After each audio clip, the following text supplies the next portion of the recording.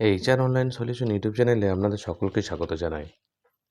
আজকের ভিডিওতে আলোচনা করব যে এসআইআর করতে গেলে তা এসআইআরের যে ইম্পর্টেন্ট যে ডেটগুলি আছে, নির্দিষ্ট তারিখ আছে, কোন ডেটে কী কী হবে, কবে আপনার বাড়িতে ইনকোয়ারি আসবে, কবে আপনাকে ফর্ম দিয়ে যাবে, কবে আপনার সেই ইলেকট্রাল প্রকাশ হবে, কবে ফাইনাল ইলেকট্রাল সাবমিট করা হবে, সে সমস্ত কিছু আলোচনা করব। এবং এই এসআইআরের জন্য আপনাকে কী কী নথিপত্র দিতে হবে, কোন কোন নথিপত্র কোথায় আছে না আছে, এই সমস্ত কিছু নিয়ে আজকের এই ভিডিওতে বিস্তারিতভাবে আপনাদের কাছে আলোচনা করব। এখন যেটা আলোচ্য বিষয় হলো এসআইআর কি। আগের দিনের ভিডিওতে আমি দেখিয়েছিলাম, কালকের ভিডিওর মধ্যে আমি প্রকাশ করে দিয়েছিলাম যে এসআইআর কি।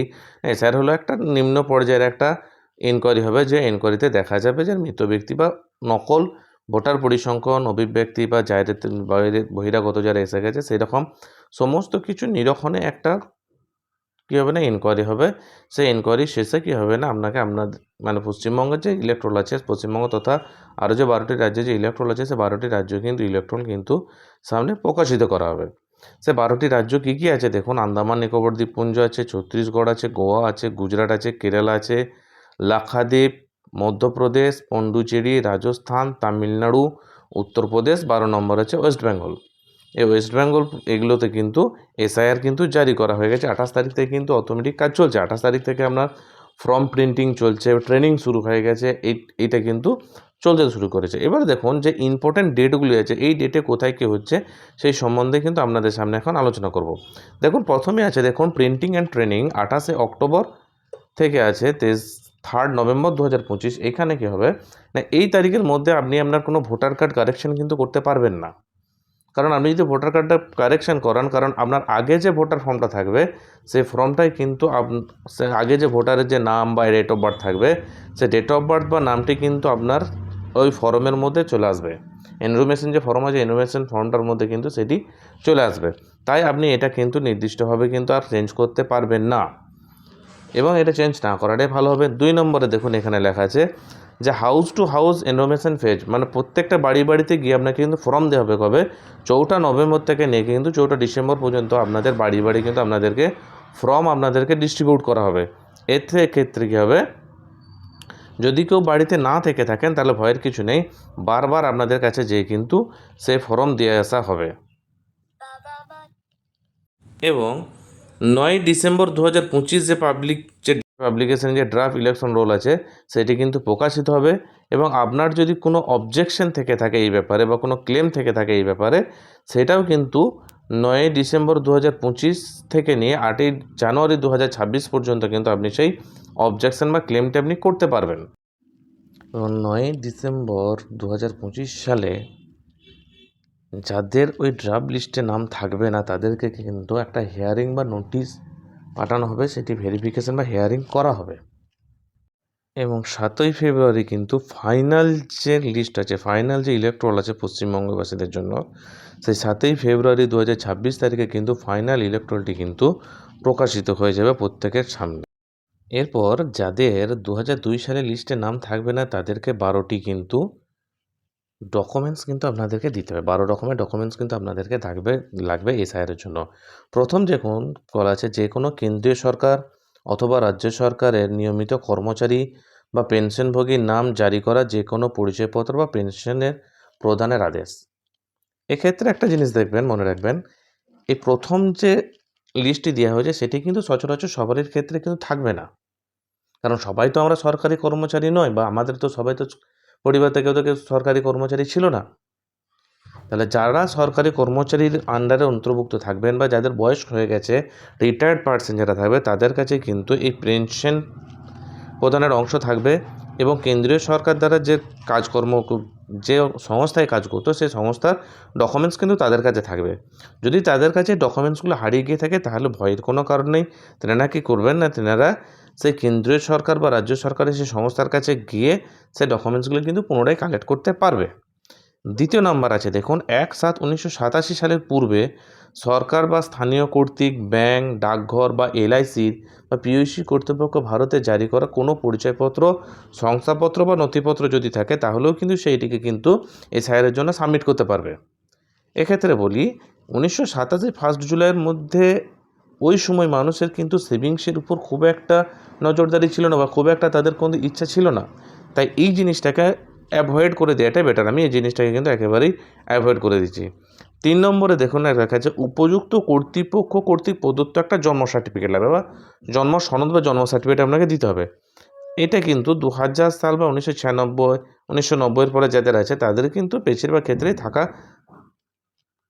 থেকে যাওয়ারই কথা। এরপর 4 নম্বর আছে দেখুন পাসপোর্ট কিন্তু দেখা যাবে যে বেসিক্যালিভাবে পাসপোর্ট কিন্তু প্রত্যেকটা গ্রাম বা এক একটা অঞ্চল বা এক একটা এলাকার 99% মানুষের মধ্যে কিন্তু পাসপোর্ট নেই। আমি নিজেও এখনও কিন্তু আমার পাসপোর্ট কিন্তু করিনি। দেখা যাবে যে খুব সচরাচর খুব কম ব্যক্তি বা ব্যক্তিদেরই কিন্তু পাসপোর্ট আছে। এরপর দেখুন স্বীকৃত বোর্ড বা বিশ্ববিদ্যালয় কর্তৃক প্রদত্ত ম্যাট্রিকুলেশন বা শিক্ষাগত সার্টিফিকেট। এক্ষেত্রে যে স্বীকৃত বোর্ড বলা হয়েছে পশ্চিমবঙ্গে স্বীকৃত বোর্ড বলতে প্রথম ধাপ বলতে মাধ্যমিক। যদি কারোর কাছে মাধ্যমিকের বোর্ড সার্টিফিকেটটি থেকে থাকে তাহলে খুবই ভালো কথা। এবং কোনো স্বীকৃত বিশ্ববিদ্যালয়ে যে সর্বনিম্ন হচ্ছে মাধ্যমিকের বোর্ড সার্টিফিকেট যদি থেকে যায় তাহলে আর কোনো কিছু প্রয়োজন নাই। এক্ষেত্রে দেখুন আর একটা আছে শিক্ষাগত সার্টিফিকেট যেটা আছে সেক্ষেত্রে অনেকে বলতে পারে যে আমরা তো মাধ্যমিক বা আমরা তো ক্লাস 8 পাস করেছি বা প্রাইমারি স্কুল পর্যন্ত 4 পাস করেছি, তাহলে আমাদেরকে সার্টিফিকেটটি কাজে আসবে? এক্ষেত্রে এই নিয়ে এখনও কোনো কিছু প্রদত্ত আলোচনা হয়নি, কিন্তু বলা হয়েছে যে স্বীকৃত বোর্ড বা বিশ্ববিদ্যালয় কর্তৃপক্ষ কোনো সার্টিফিকেট হলেই কিন্তু এক্ষেত্রে গ্রাহ্যকর হবে। কিন্তু এক্ষেত্রে কোনো কিছু বলা হয়নি। এটি যদি আপনাদের জানার ইচ্ছা থাকে তাহলে আপনারা কি করবেন না আপনাদের কাছে যে বিএলও অফিসার যাবে তার কাছে একটু খুঁটিনাটিভাবে আপনারা জেনে নেবেন। তারপরে দেখুন বলা হয়েছে 6 নম্বরে উপযুক্ত রাজ্য কর্তৃক বা কর্তৃক জারি করা স্থায়ী বসবাসের শংসাপত্র। এখানে বলা হয়েছে উপযুক্ত রাজ্য বা রাজ্য কর্তৃপক্ষ কর্তৃক বলতে এখানে বিডিও ডোমিসাইল সার্টিফিকেট হতে পারে বা এসডিএ লেভেলের যে রেসিডেন্সিয়াল সার্টিফিকেট আছে সেটি যদি আপনি জোগাড় করে নিতে পারেন, অন ডেটেড জোগাড় করে নিতে পারেন, তাহলে কিন্তু আপনার এটা কিন্তু কার্যকর হবে। এটা কার্যকারী হবে আজকের ডেটেও বা কিছুদিন আগের হলেও এটা কিন্তু আপনি কার্যকারী করাতে পারবেন। 7 নম্বরে আছে দেখুন যে বন অধিকার সার্টিফিকেট। বন অধিকার সার্টিফিকেটটা সম্বন্ধে আমার খুব একটা কিছু জানা নেই, তো যদি জানা থাকে তাহলে আপনারা একটু জানাবেন আমাকে অবশ্যই।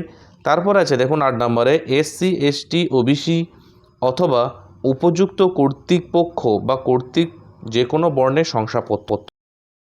এই কাস্ট সার্টিফিকেটগুলো কোন ডেট বা কবেকার সেরকম কোনো কিন্তু নির্দিষ্টভাবে কিন্তু প্রকাশ করা হয়নি বা বলা হয়নি। এটা যদি আপনার আজকের ডেটেরও হয়ে থাকে, অন ডেটেরও হয়ে থাকে, আপনি কিন্তু এটার দ্বারা কিন্তু এসআইআর কিন্তু প্রমাণিত করতে পারবেন। এই নিয়ে ঘাবড়াবার কিছু নেই। কাস্ট সার্টিফিকেট যে কোনো ডেটের হলেই কিন্তু এক্ষেত্রে গ্রাহ্যকর হবে। 9 নম্বর আছে দেখুন জাতীয় নাগরিক পঞ্জি অর্থাৎ এনআরসি। যারা এনআরসি কিনা যারা অন্য দেশ থেকে আগত হয়েছিল বা তাদের নাম জাতীয় নাগরিক পঞ্জিকাতে আছে তাদের ক্ষেত্রে কিন্তু এটি প্রযোজ্য। যারা ভারতীয় নাগরিক দীর্ঘদিনে তাদের ক্ষেত্রে কিন্তু এটা প্রযোজ্য নয় বা এটা তাদেরকে কিন্তু দিতে হবে না, তার জন্য এটি সম্পূর্ণ হারে বাদ। এরপর আছে রাজ্য স্থানীয় কর্তৃপক্ষের কর্তৃক প্রস্তুত যে পারিবারিক যে রেজিস্ট্রেশন আছে সেটি। এই পারিবারিক রেজিস্ট্রেশন কি এই নিয়েও আমার কোনো নির্দিষ্ট কোনো জানা নেই বা কোনো কিছু আমি বলতে পারছি না এটা নিয়ে। আপনারা যদি জেনে থাকেন অবশ্যই আমাকে এটি জানাবেন।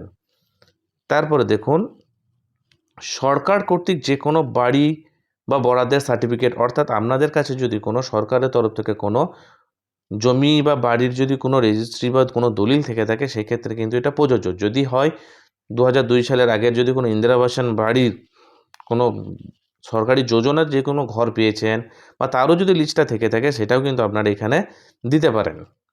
12 নম্বরের ক্ষেত্রে দেখুন একটা জিনিস অ্যাড হয়েছে এখানে আধার ক্ষেত্র কমিশন। এখানে কিন্তু সর্বশেষে যে আধার কার্ড অপশনটি যদি আপনি মনে করেন যে আধার কার্ড দিয়ে আপনি এসআইআর করে নেবেন, এই ধারণাটা কিন্তু আপনার একেবারে ভুল।